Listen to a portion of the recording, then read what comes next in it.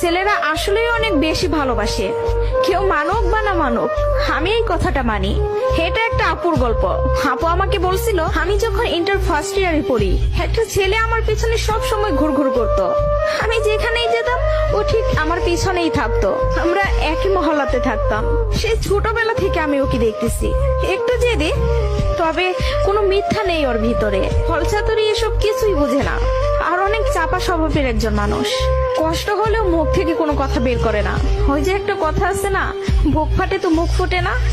এমনকি আমি যখন ওকে দাঁড় করাই বলতাম, কিছু বলবেন, ও বলতো না কিছু না। একদিন আমি ওকে প্রপোজ করলাম আর বললাম, আপনাকে দিয়ে কিছু হবে না, আমি সারাটা জীবন আপনার সাথে থাকতে চাই, আপনার বউ হতে চাই আমি। কখনো দূরে সরাই দিবেন না তো?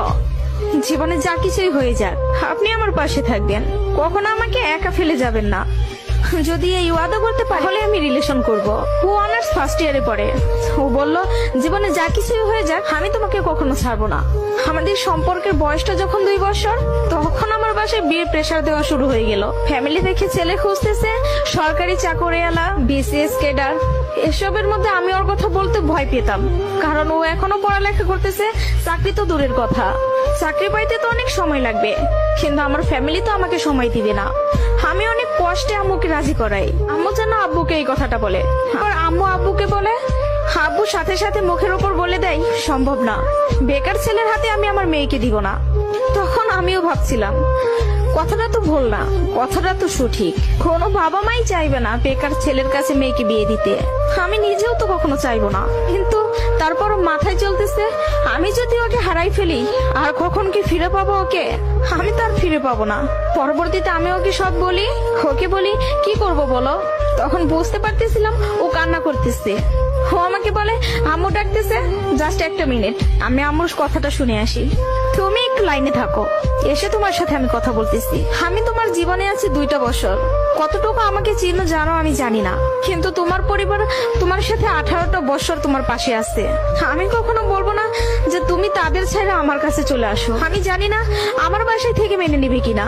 পড়ালেখা শেষ করতে করতে আরো 2টা বছর লেগে যাবে, কবে চাকরি পাবো সেটারও তো কোনো ঠিক নাই। আমি যদি তোমাকে ভালো না রাখতে পারি, আমি তো নিজেকে কখনো মাফ করতে পারবো না। আমার কাছে তোমার হাসিটা অনেক দামি, তোমার যেটা ভালো মনে হবে তুমি সেটাই করো, তুমি যা বলবো আমি সেটাতেই রাজি। এসব কথা শোনার পরে, আর যাই হোক, একটা মেয়ে তার ভালোবাসার মানুষকে কখনো ছেড়ে যাইতে পারে না। আমি তখন একটা জিনিসই ভাবতেছিলাম, জীবনটা তো ছোট, আর আমি আমার এই ভালোবাসার মানুষটাকে হারাই ফেললে আমি নিজেই সারা জীবন আফসোস করব। এরকম কোন ছেলে আর আমাকে ভালোবাসতে পারবে না, আমি ওকে ছাড়তে পারবো না। আমি বাসায় আবারও বুঝাই, তারা বুঝে না। তারপর আমি বাসা থেকে বের হয়ে যাই। বাসা থেকে বের হয়ে ওকে ফোন দেই আর বলি, আমাকে নিয়ে যাও। ও তাড়াহুড়া করে বাড়ি থেকে চলে আসলো। আমি বললাম, আমি তোমাকে বিয়ে করব। ও আমাকে বলে, আমি বলছি না তোমাকে, তুমি যা বলবো আমি তাতেই রাজি আছি, তবে একটা কথা, আমার সাথে থেকে যদি 3 বেলার 1 বেলা খেয়ে থাকতে হয় পারবা? তার জন্য আমি সবকিছু ছেড়ে আসলাম, তার জন্য আমি সবই করতে পারবো। বিয়ের পরে ওর বাসায় থেকে ফোন দেয়, বলে বাসায় আয়। তারপর ওর বাসায় থেকে মেনে নিল, তার কিছুদিন পর আমার বাসায় থেকেও মেনে নিল। ভালোবাসার জায়গা থেকে যদি বলি, প্রিয় মানুষটাকে নিজের করে পাওয়ার মধ্যে অন্যরকম একটা সুখ কাজ করে, যে সুখটা কখনোই টাকা দিয়ে কেনা যাবে না। আর যদি বলি প্রিয় মানুষটার কথা, আমি ভুল মানুষকে ভালোবাসি নাই, আমার মানুষটা সঠিক ছিল। সেই মানুষটা আমাকে বিন্দু পরিমাণে কষ্ট দেয় নাই। আমি সবসময় একটা কথা বলি, ভালোবাসা সুন্দর যদি মানুষটা সঠিক হয়। প্রিয় মানুষটা যখন নিজের হয়ে যায়, তখন এতটা শান্তি অনুভব হয়, তা হয়তো বলে বোঝানো যাবে না। সুখে থাকতে, ভালো থাকতে টাকা পয়সার আমূল প্রয়োজন পড়ে না, যদি ভালোবাসার মানুষটা পাশে থাকে। কাউকে ধরলে হাতটা শক্ত করে ধরবেন, যেন দিন শেষে সব সময় আপনার পাশে থাকে। তো সবাই ভালো থাকবেন। ভিডিওটি ভালো লাগলে, আমি একটা মেয়ে হয়ে বলতেছি, ছেলেরা আসলেই অনেক বেশি ভালোবাসে, কেউ মানুক বা না মানুক, আমি এই কথাটা মানি। এটা একটা আপুর গল্প। আপু আমাকে বলছিল, আমি যখন ইন্টার ফার্স্ট ইয়ারে পড়ি, একটা ছেলে আমার পিছনে সব সময় ঘুরঘুর করতো। আমি যেখানেই যেতাম ও ঠিক আমার পিছনেই থাকতো। আমরা একই মহল্লাতে থাকতাম। সেই ছোটবেলা থেকে আমি ওকে দেখতেছি। একটু জেদি, তবে কোনো মিথ্যা নেই ওর ভিতরে। ফলচাতুরি এসব কিছুই বুঝে না, আর অনেক চাপা স্বভাবের একজন মানুষ। কষ্ট হলেও মুখ থেকে কোনো কথা বের করে না। ওই যে একটা কথা আছে না, বুক ফাটে তো মুখ ফুটে না। এমনকি আমি যখন ওকে দাঁড় করাই বলতাম, কিছু বলবেন, ও ও বলতো না কিছু না। একদিন আমিও ওকে প্রপোজ করলাম আর বললাম আপনাকে দিয়ে কিছু হবে না, আমি সারাটা জীবন আপনার সাথে থাকতে চাই, আপনার বউ হতে চাই আমি। কখনো দূরে সরাই দিবেন না তো? জীবনে যা কিছুই হয়ে যাক আপনি আমার পাশে থাকবেন, কখনো আমাকে একা ফেলে যাবেন না। যদি এই ওয়াদা করতে পারি তাহলে আমি রিলেশন করব। ও অনার্স ফার্স্ট ইয়ারে পড়ে। ও বলল জীবনে যা কিছুই হয়ে যাক আমি তোমাকে কখনো ছাড়বো না। আমাদের সম্পর্কের বয়সটা যখন 2 বছর, তখন আমার বাসায় বিয়ের প্রেসার দেওয়া শুরু হয়ে গেল। ফ্যামিলি দেখে ছেলে খুঁজতেছে, সরকারি চাকরিওয়ালা, বিসিএস ক্যাডার।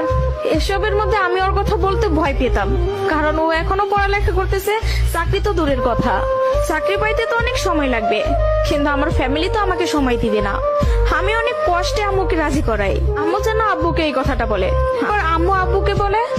আব্বু সাথে সাথে মুখের উপর বলে দেয় সম্ভব না, বেকার ছেলের হাতে আমি আমার মেয়েকে দিব না। তখন আমিও ভাবছিলাম কথাটা তো ভুল না, কথাটা তো সঠিক।